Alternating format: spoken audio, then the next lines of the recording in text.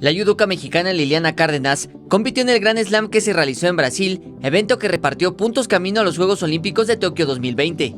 Cárdenas cayó ante la china Fei Chen en la categoría de menos 78 kilogramos, donde la cubana Kaliema Antomarchi fue la ganadora de la división. El italiano Stefano Pioli, ex preparador del Inter de Milán y de la Fiorentina, se convirtió en nuevo técnico del Milán, al que llega en sustitución del destituido Marco Giampaolo con un contrato de 2 temporadas. Entrenó en su carrera al Parma, Chievo, Palermo, Bolonia, Lazio, Inter y Fiorentina.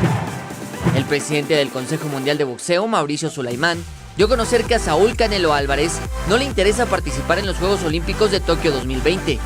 Álvarez ha declarado que prefiere que boxeadores más jóvenes vayan a la justa veraniega a representar a México. La selección femenil de voleibol de México perdió en su primer partido del campeonato Norseca que se celebra en Puerto Rico ante República Dominicana. El representativo tricolor sucumbió con parciales de 26-24, 25-11 y 25-14. El torneo reparte 3 boletos al preolímpico a celebrarse en enero en República Dominicana. Jesús Arias, 21 Noticias.